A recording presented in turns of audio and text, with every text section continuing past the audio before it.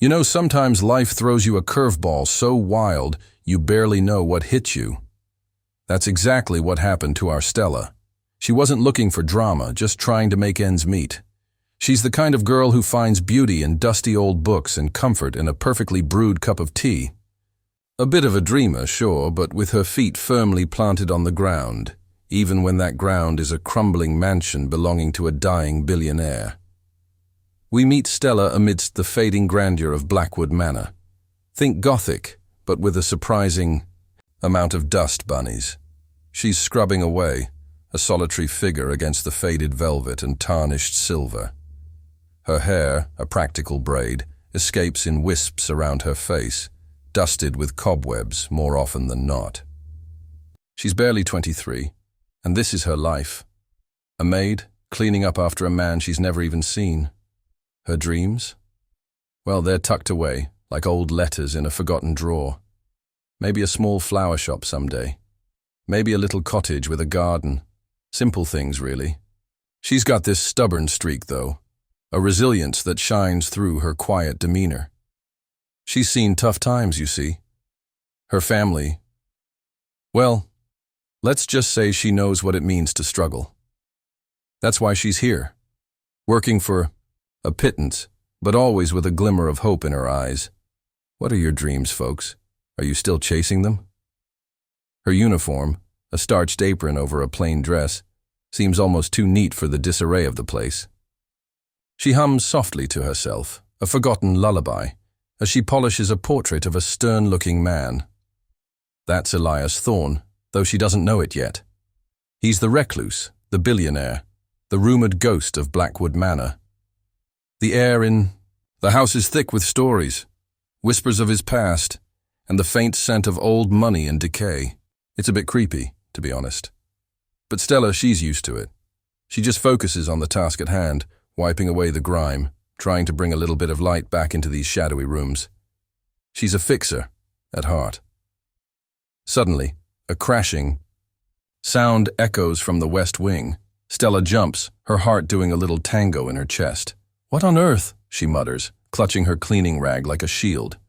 She usually has the place to herself, save for the grim-faced housekeeper, Mrs. Gable, who communicates primarily through glares. She cautiously makes her way down a dimly lit corridor, the floorboards creaking under her worn shoes. The crash sounds again, closer this time, followed by a frustrated groan. Is it a ghost? A wild animal? Or maybe, just maybe, the legendary Mr. Thorne himself? She reaches the doorway of a vast, cluttered study. Books are strewn everywhere, ancient tomes with leather bindings, scattered like autumn leaves. And there, amidst the chaos, is a man. He's sprawled on the floor, surrounded by fallen books, a look of pure exasperation on his face. This isn't the stern old man from the portrait. This man is younger, maybe late 30s, early 40s. His hair, a rich dark brown, falls across his forehead, and his eyes, a startling shade of blue, are currently narrowed in annoyance. He's dressed in an expensive silk robe, but it's rumpled, as if he's been battling gravity and losing. His face is pale, a little gaunt, but there's a sharpness to his features, a hint of the powerful man he once was. Stella, being Stella, rushes forward without thinking. "Oh my goodness, are you all right?" she asks, her voice a little breathless. She kneels beside him, her practical nature overriding her surprise. She sees a bruise already blooming on his temple, and for the first time, she notices the tremor in his hands, the faint tremor that suggests a fragility beneath his formidable exterior. It's not what she expected, not at all. He looks up at her, those blue eyes widening in surprise, as if he's just spotted a unicorn in his dusty study. A faint flush rises on his pale cheeks. I'm fine," he mutters, his voice a low rumble, but there's a hint of weakness in it. He tries to push himself up, but a wince escapes him. "That's our Elias, everyone, the formidable billionaire, brought low by a bookshelf. Stella, ever the helpful one, extends a hand. "Here, let me help you." Her touch is gentle, surprisingly warm against his cool skin. He hesitates for a split second, then takes her hand. His grip is weak, but there's a surprising current that shoots up her arm. It's not electric, not yet, but it's something. A connection. A spark. Their eyes meet, and for a moment, the dust, the books, the crumbling manor, all fade away. It's just them. A young woman with a kind heart, and a man who suddenly doesn't look so powerful or so distant. A tiny, almost imperceptible smile touches his lips. Stella, for her part, feels a blush creep up her neck. This is Elias Thorne. And he's not what she expected. Not at all. And just like that, the quiet, predictable life of Stella, the maid, just got a whole lot more interesting. Where do you think this is going, huh? Life in Blackwood Manor, after that first unexpected meeting, shifted. It wasn't a seismic change, but a subtle tremor. Stella still cleaned, still hummed, but now she had a face to put to the name, a presence to acknowledge in the shadowed halls. And Elias Thorne, well, he wasn't quite the ghost he used to be. He started appearing, sometimes in the grand library, sometimes by the sun-drenched conservatory, always observing, always with those piercing blue eyes. They'd exchange polite nods, sometimes a brief, almost shy, "Good morning." It was a delicate dance, two strangers orbiting each other in a vast, quiet space. One evening, as dusk painted the sky in shades of bruised purple and fiery orange, Stella was setting the table for Mr. Thorne's lonely dinner. A single place. Setting, a pristine white napkin, and a crystal glass waiting for the expensive red wine. The air was thick with the scent of roasted lamb from the kitchen, a rare treat in the usually sparse household. Stella hummed a little tune, a melancholic melody that suited the fading light. She reached for the wine bottle, a magnificent vintage, heavy in her hand. Suddenly, a sharp, hacking cough echoed from the doorway. Stella startled, her hand jerking. The heavy bottle slipped, tumbling in slow motion, an inevitable disaster. Time seemed to stretch. The deep red liquid sloshed, a crimson tide rising, then crashing. The bottle hit the polished mahogany table with a sickening thud, cracking down its side, and a cascade of dark ruby-red wine spilled across the pristine white tablecloth, spreading like a blooming bruise. Stella gasped, her hand flying to her mouth. Her heart hammered against her ribs. Oh no, no, no, no. This was a disaster of epic proportions. This was expensive wine. This was Mr. Thorne's dinner. And there he was, standing in the doorway, pale and drawn, his eyes fixed on the spreading stain.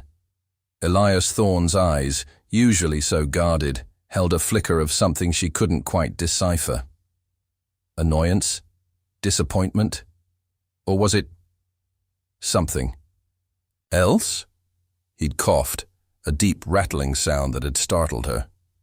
He looked frail, almost translucent in the dim light. And now, this. The silence in the room was deafening, punctuated only by the drip, drip, drip of wine onto the floor.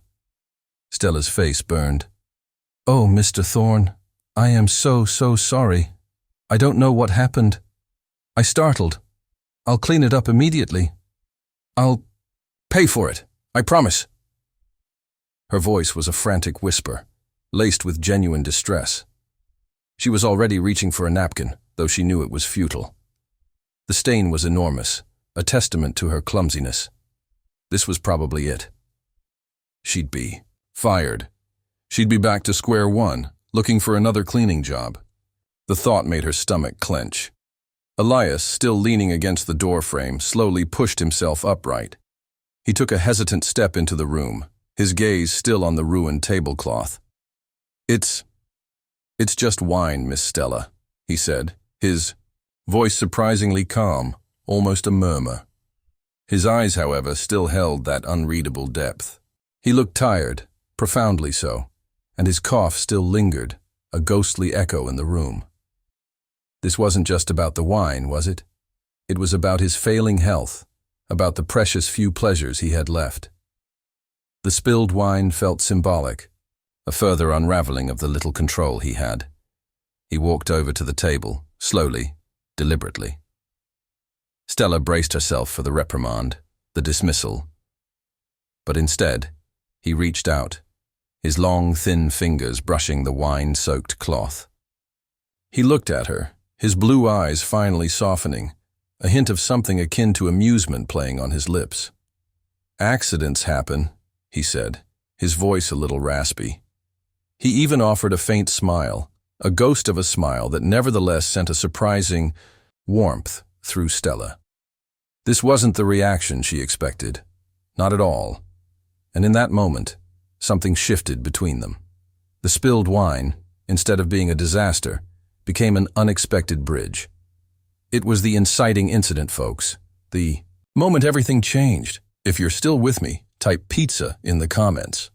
After the wine incident, the awkwardness between them was almost palpable, like a silent, buzzing energy in the air.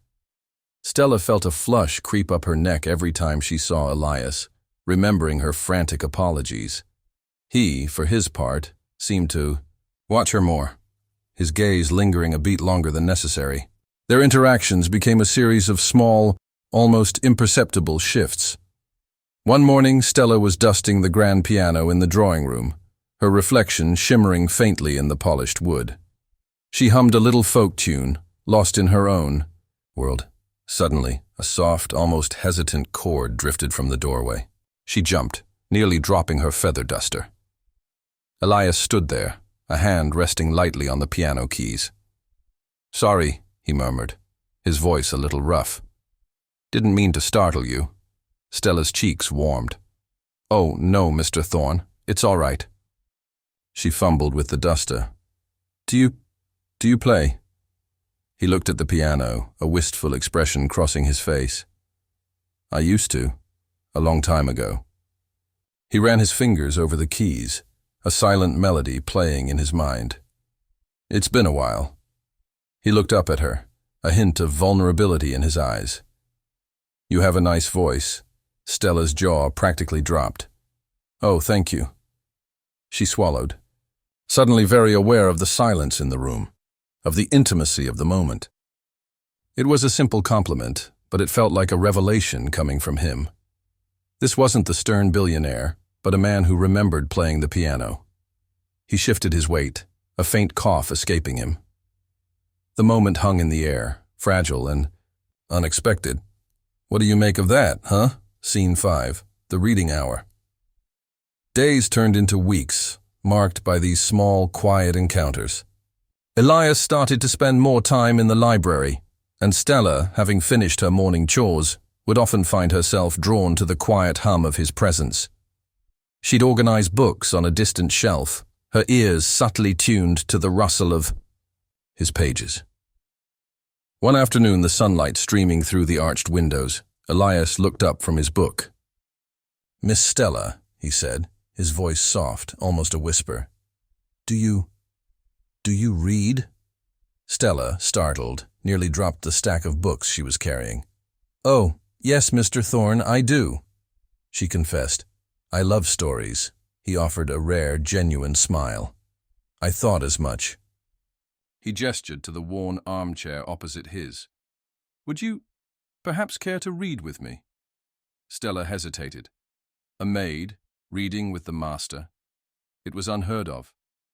But the warmth in his eyes, the almost pleading note in his voice, was disarming. I suppose I could for a moment." He began to read, his voice surprisingly deep and resonant, a beautiful contrast to his fragile appearance. He chose an old adventure novel, a tale of daring feats and forbidden love.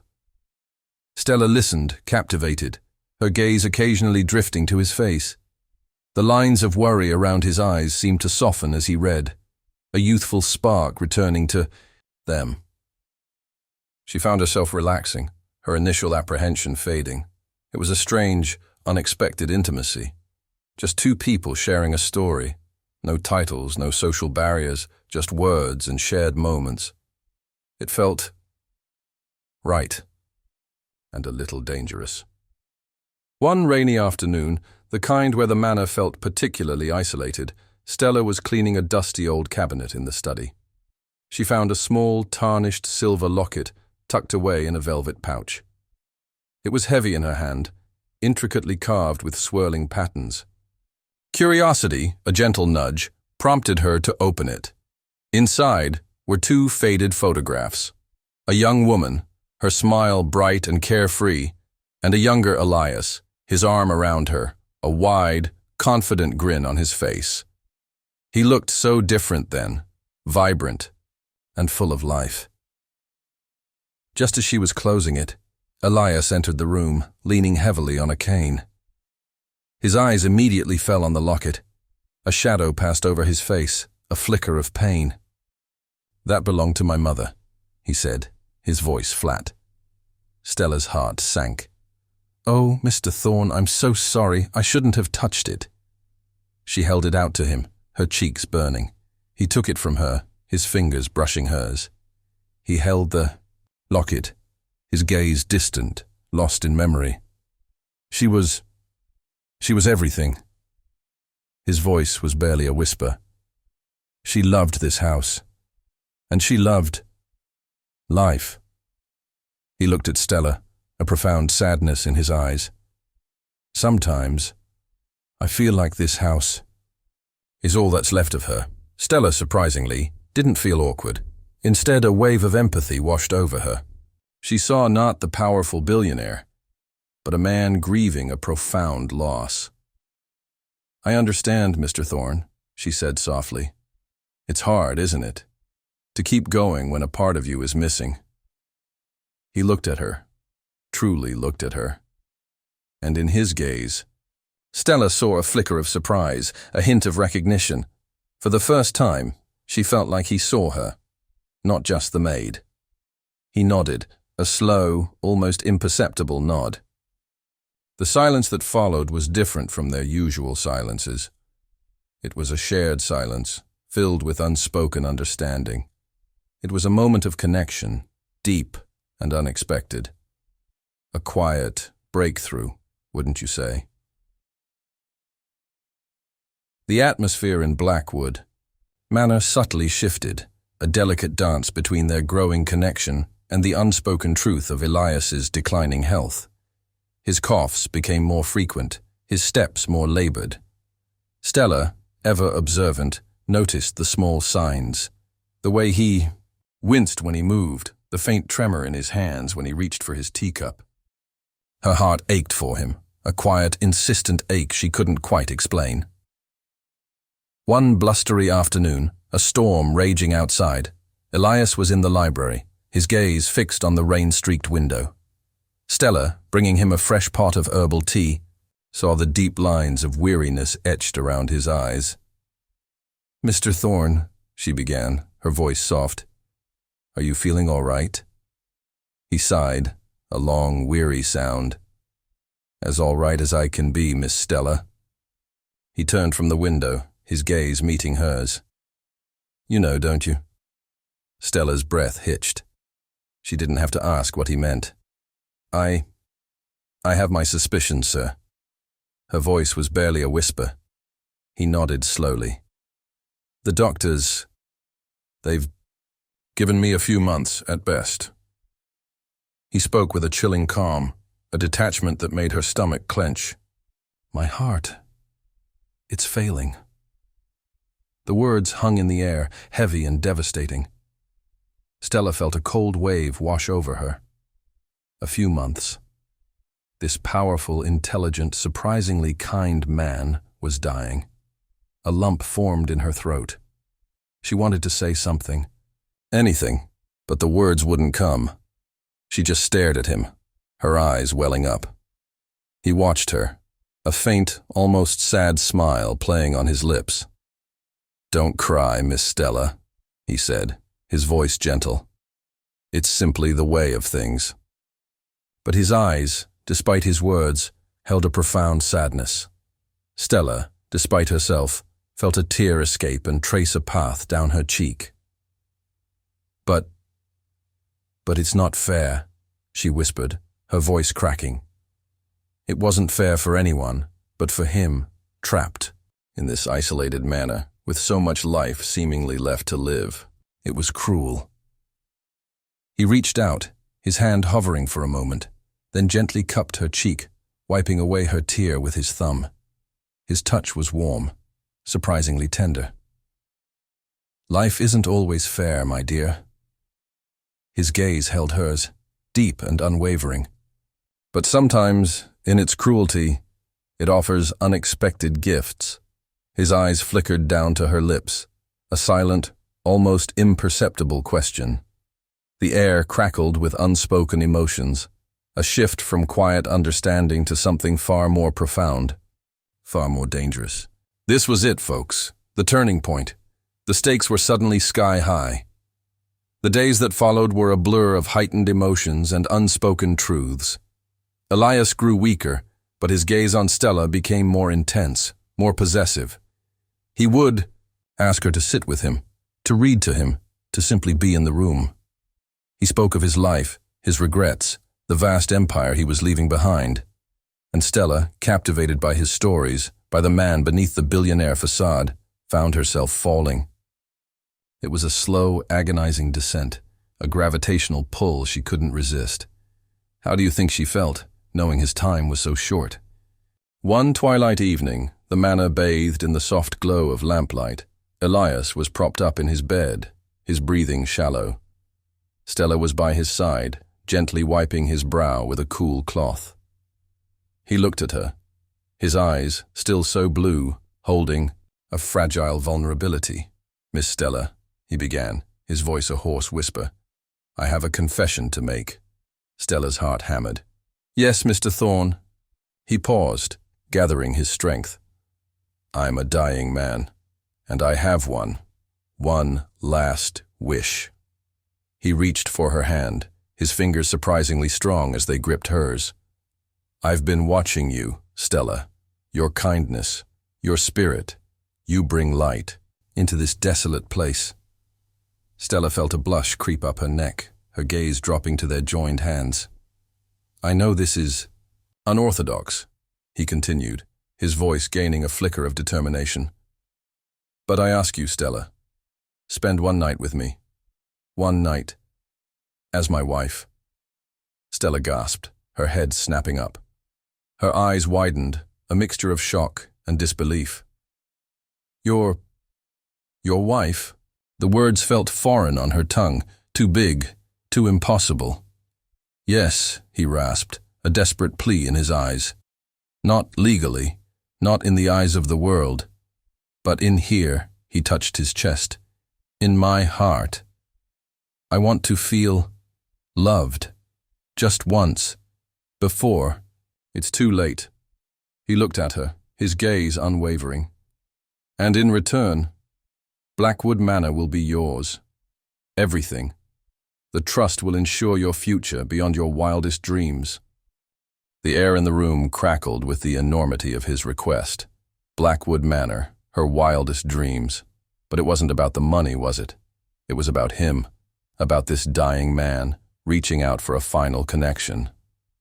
Stella's mind reeled. A night, with a dying man, as his wife. It was crazy. Utterly, completely insane. But then she looked into his eyes, saw the vulnerability, the quiet desperation, and her heart twisted. What would you do in her shoes? Stella stumbled out of Elias's room, the words echoing in her ears. "Spend one night with me, as my wife." The sheer audacity of it, the unexpectedness, left her breathless. She walked through the silent corridors of Blackwood Manor, her mind a whirlwind of conflicting emotions. Her practical side screamed, "No, this is madness, he's dying, it's wrong." Her romantic, dreamy side, the one that harbored secret longings, whispered, "A chance to truly connect, to give solace, to experience something profound, however brief." She found herself in the deserted kitchen, the mundane surroundings a stark contrast to the dramatic proposal. She leaned against the cold countertop, her hands trembling. Her heart pounded a frantic rhythm against her ribs. Elias Thorne. the reclusive billionaire. Dying, and he wanted her, a maid, for one night. It was a fairy tale twisted into something dark and poignant. "He's dying, Stella."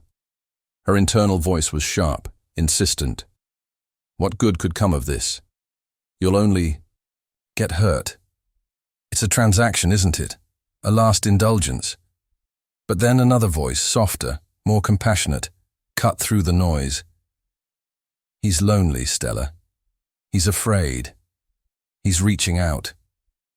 Can you deny a dying man his final wish, especially one who has shown you unexpected kindness?" She thought of his eyes, so vulnerable, so desperate. She remembered the way he read to her, the way he'd touched her cheek, the quiet understanding they'd shared over his mother's locket. He wasn't just a rich man. He was a human being, facing the ultimate loneliness.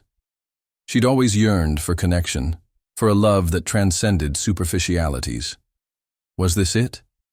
A fleeting, sorrowful connection that would leave her broken but, somehow, profoundly changed.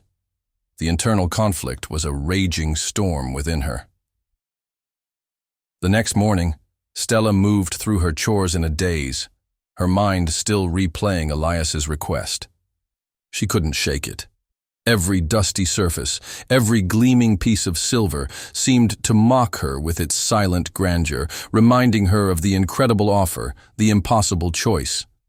She finally found herself outside Elias's bedroom door, her hand hovering, trembling slightly.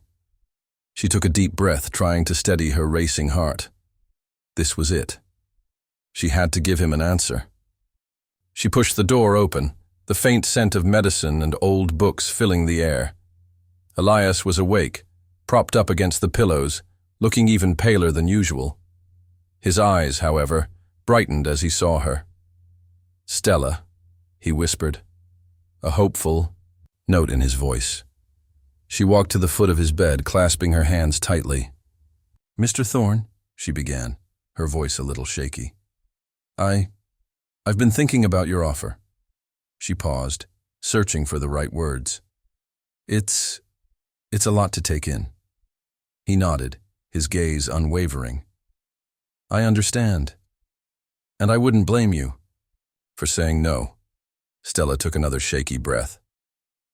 "It's not about the money, Mr. Thorne. Not for me." Her voice was soft but firm. I care about you. More than I ever thought I would." The confession, so simple, yet so profound, hung in the air between them. It was the truth, raw and unadorned. She saw a flicker of surprise, then something akin to relief in his eyes.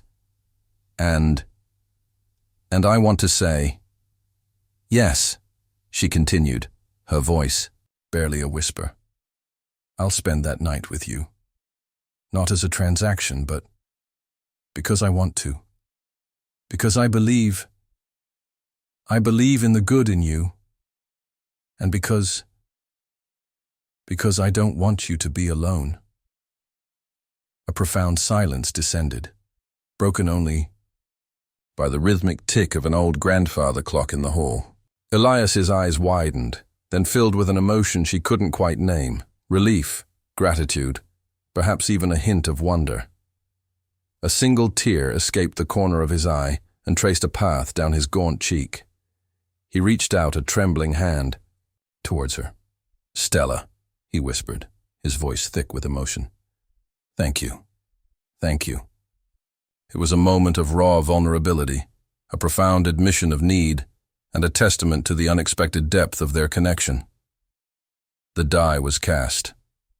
Do you think she made the right decision? Tell me in the comments. The evening of their wedding, night arrived cloaked in a strange, bittersweet anticipation. There was no grand ceremony, no guests, just the two of them in the quiet sanctity of Elias's bedroom. Stella wore a simple, elegant dress that Mrs. Gable had found in one of the manor's forgotten trunks. A soft, flowing silk the color of moonlight. Elias, against his doctor's protests, had insisted on wearing a crisp, dark suit, though he looked impossibly frail in it. He sat on the edge of the bed, his gaze fixed on Stella as she entered. His eyes held a mixture of awe and apprehension. "You look beautiful, Stella," he whispered, his voice rough with emotion. Stella felt a blush creep up her neck. "Thank you, Mr. Thorne." She walked slowly towards him, her heart thumping a frantic rhythm. The air was thick with unspoken words, with the weight of their unusual circumstances. They sat together, the silence broken only by the soft crackle of the fireplace. Elias began to speak, his voice gaining strength as he recounted his life, his regrets. He spoke of his ambition, the relentless pursuit of wealth that had isolated him, the loves he had lost or pushed away. He admitted his fear of dying alone, a raw vulnerability that tore at Stella's heart. "I spent my life building an empire," he confessed, "but I neglected the one thing that truly mattered: human connection." Stella listened, her hand gently resting on his. She spoke of her own dreams, her quiet hopes, the little joys she found in everyday life. She spoke of her family's struggles, the lessons she'd learned about resilience and the importance of simple kindness. They shared stories, secrets, vulnerabilities, stripping away the layers of wealth and status, revealing the raw humanity beneath. It was a conversation that spanned a lifetime, condensed into a single, precious night. As the hours passed, the moon casting long shadows through the window, Stella felt a profound shift. This wasn't just a dying man's last wish. It was a connection forged in vulnerability, a love blooming in the shadow of loss. He wasn't the distant billionaire anymore. He was Elias, a man filled with regrets, but also with a surprising capacity for warmth and genuine affection. His hand found hers, their fingers intertwining naturally. It was a silent promise, a profound understanding. As the night deepened, the atmosphere in the room shifted, growing heavier, more charged. The conversation dwindled, replaced by a comfortable silence, filled with the warmth of their shared revelations. Elias's breathing became more labored, a constant reminder of the limited time they had. Stella felt a knot tighten in her stomach, a desperate yearning for time to stand still. Elias turned his head, his gaze fixed on her. His eyes, though weary, held an intensity that took her breath away. "Stella," he whispered, his voice barely audible. "There's something I need to tell you.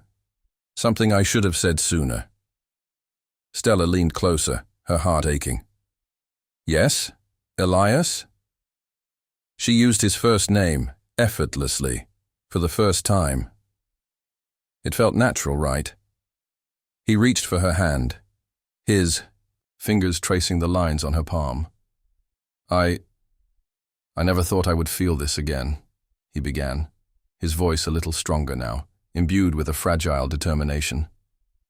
"This connection, this warmth, you brought it back. You brought me back, Stella." He paused, a painful cough racking his body. Stella squeezed his hand, her eyes welling up. "Shh, Elias. Don't strain yourself." He shook his head slightly. "No, I need to say this." He looked at her, his gaze unwavering, full of a raw, beautiful honesty. "I love you, Stella."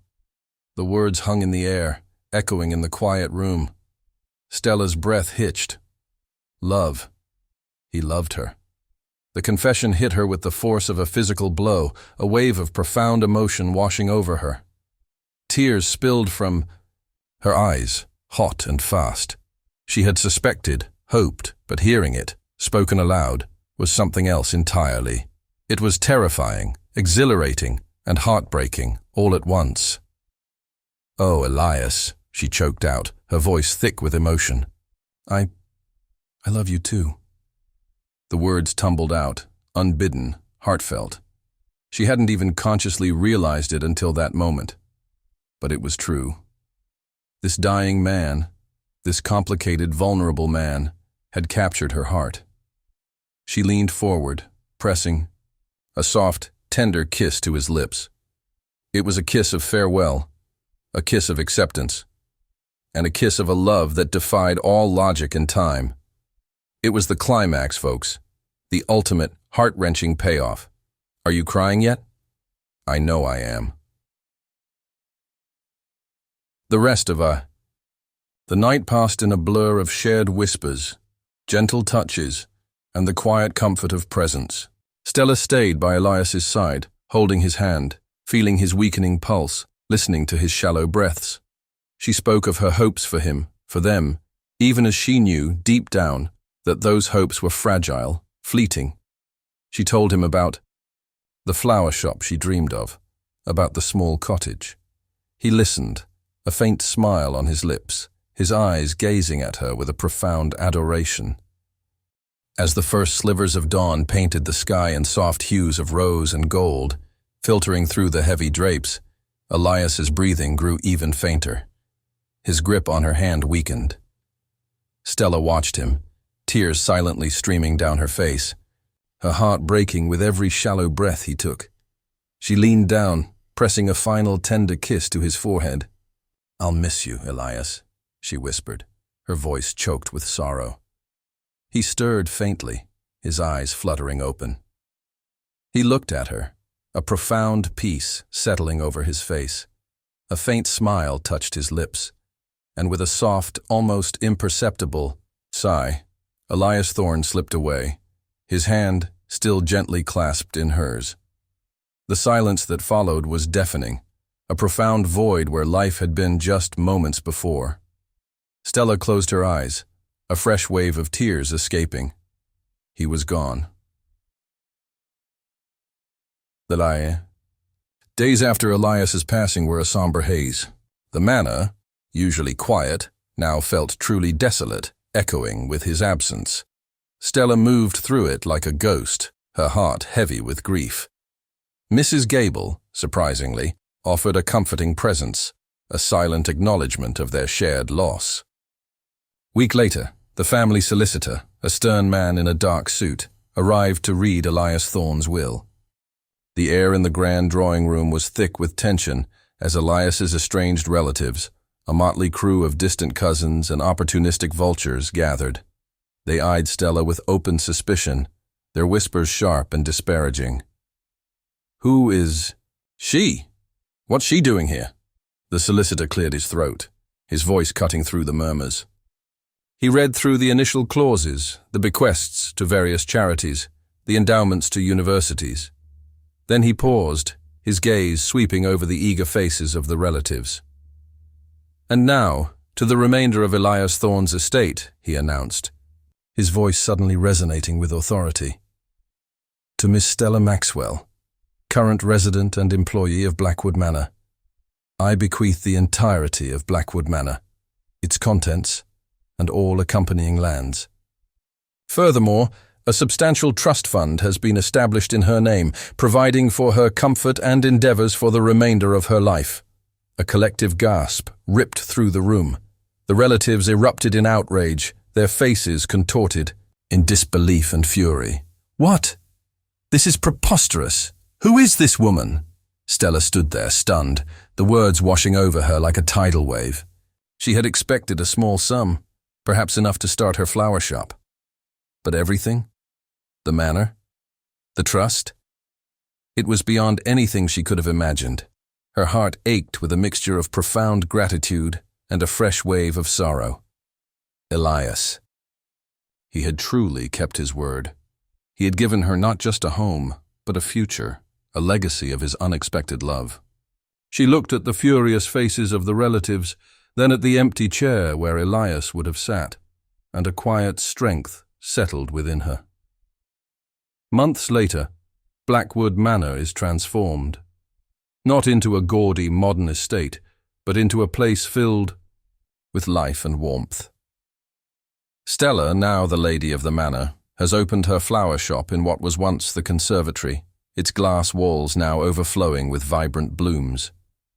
The scent of fresh flowers now mingles with the old scent of dust and decay, a beautiful symphony of old and new.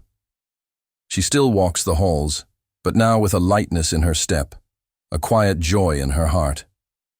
She still thinks of Elias often. She visits his grave in the sprawling, overgrown garden, a small, simple stone nestled beneath a sprawling oak. She places a single, perfect white rose there, a silent tribute to the man who had changed her life. One sunny afternoon, surrounded by the vibrant colors of her flower shop, Stella stands, her hands covered in soil, a faint smile on her lips. She's no longer the shy, quiet maid. She's confident, radiant, a woman who has found her place in the world, forged in the crucible of unexpected love and loss. She looks out at the blooming garden, a testament to her quiet strength and the enduring legacy of Elias Thorne. The sun streams through the glass, illuminating the dust motes dancing in the air. Stella takes a deep breath, the scent of earth and roses filling her lungs. She looks directly at us, a gentle smile on her face. "You know," she says, her voice warm and conversational, "life has a funny way of surprising you, doesn't it? Sometimes, the greatest gifts come in the most unexpected packages, and sometimes, even in the shadow of loss, love finds a way to bloom." She pauses, her gaze thoughtful. "What do you think? Did Stella find her happy ending? Or is this just the beginning?" She winks, a mischievous glint in her eyes. If you love this story, remember to like, comment, and subscribe. Tell me what was your favorite moment, and if you made it this far, type Elias and Stella forever in the comments. She smiles, a peaceful, contented smile. Until next time, my friends, may your own stories be filled with unexpected beauty.